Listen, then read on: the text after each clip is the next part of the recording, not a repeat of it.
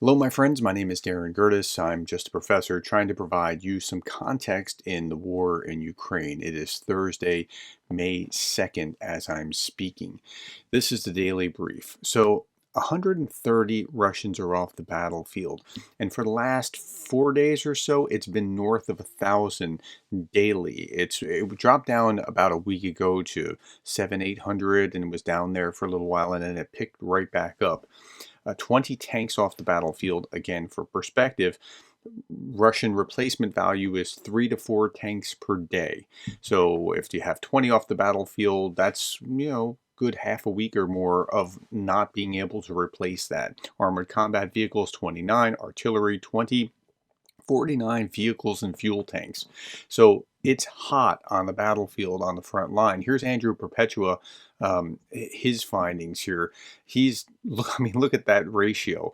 It's like what he could identify as losses on the battlefield from open sources, but that's about where the good news stops. It's one of those dark cloud with maybe a silver lining kind of day, but it's mostly dark cloud. Russian troops launched 5 missiles and 63 aerial attacks on Ukrainian military positions and civilian areas over the past days, according to the general staff. 121 clashes occurred between Ukrainian and Russian forces across the front lines. Like I said, it's been hot. Let's look at some of where the fighting or where the attacks have been strongest. Kharkiv residents suffer as Russia intensifies the attacks. Kharkiv has been under tremendous pressure for days, actually weeks, almost months at this point. They've just been getting pounded. And I don't think Russia is intending to capture Kharkiv. They're intending to destroy Kharkiv in the same way that they're destroying Chasiv Yar. In fact, here's Chasiv Yar. Enemy didn't break through Seversky Donetsk Donbas Canal. Situation in Chasiv Yar area is controlled, this according to the military. Second defense line reinforced, so they have it.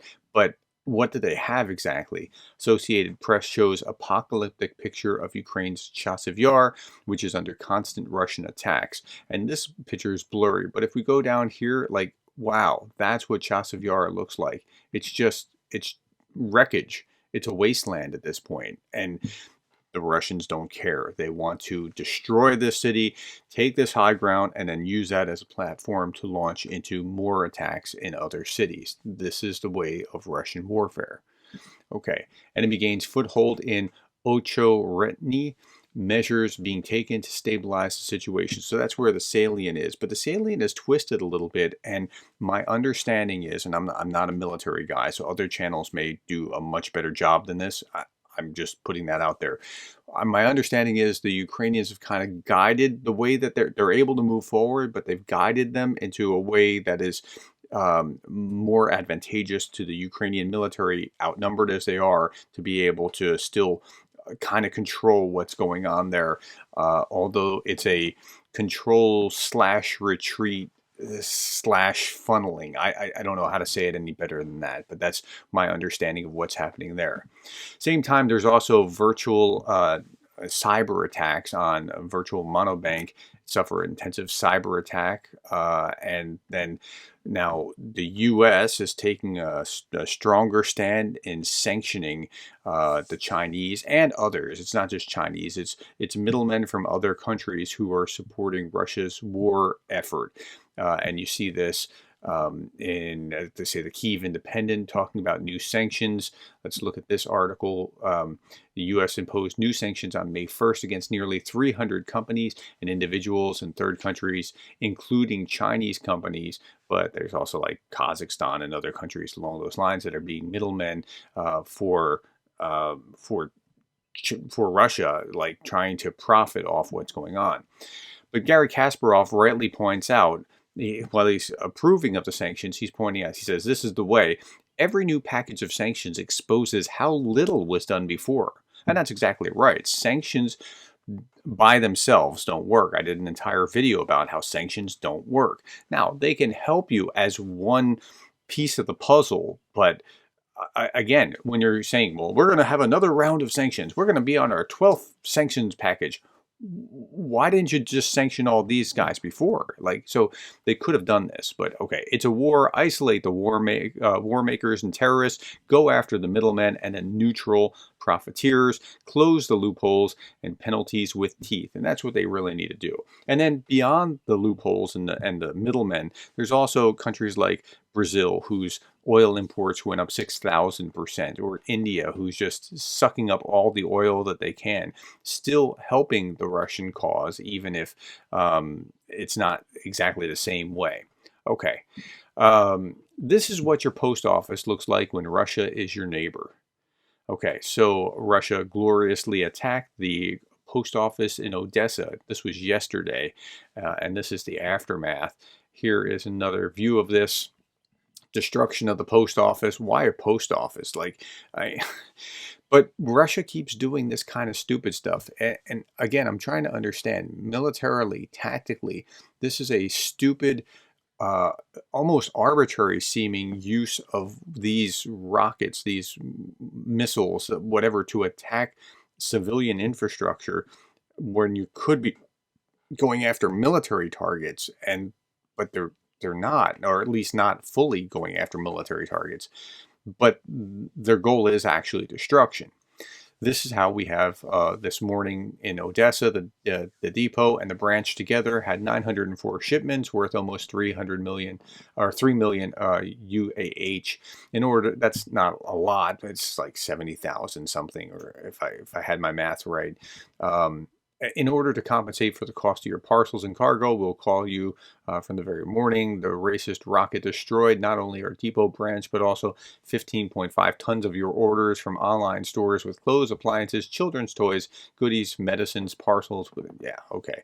But that's what Russia is trying to accomplish here. Okay, the former head of cybersecurity for Ukraine has been engulfed in a series of scandals in recent weeks, and I've talked about that before, from luxurious assets suppressing his official income to intimidating reporters through military recruitment, and apparently he's gotten his comeuppance. So Zelensky officially dismisses the SBU head of cybersecurity following a series of scandals, and prior to his dismissal, Vityuk was suspended from his duty by the head of the SBU after he was engulfed in a series of scandals, where SBU's press service said Vityuk was sent to the front for combat missions following his suspension as head of cybersecurity. So hopefully he can redeem himself, being useful on the front line. All right. This was just a few days ago, April 30th.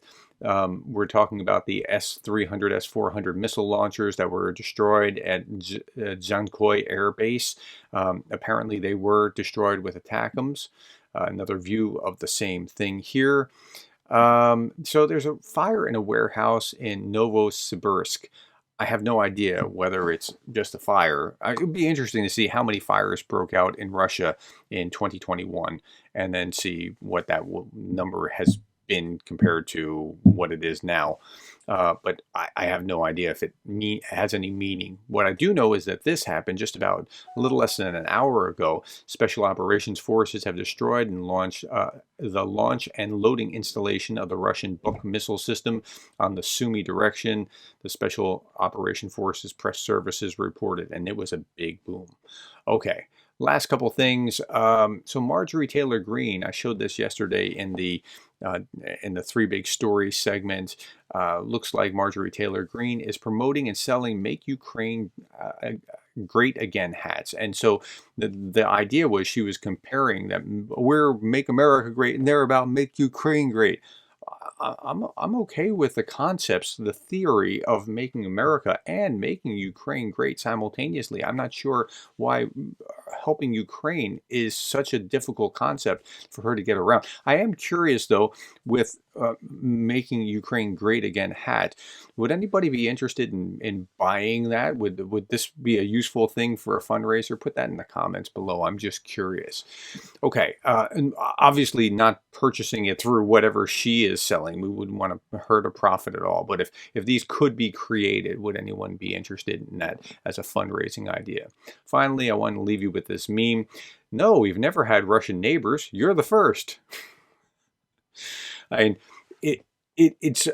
It's a funny meme that illustrates what the Russian Empire, and it still thinks of itself in empire-like terms, has historically done. All right. Thank you for your time. Thank you for the likes, the shares, the subscribes. Thank you to my patrons, and thank you for being the kind of person that cares about Ukraine.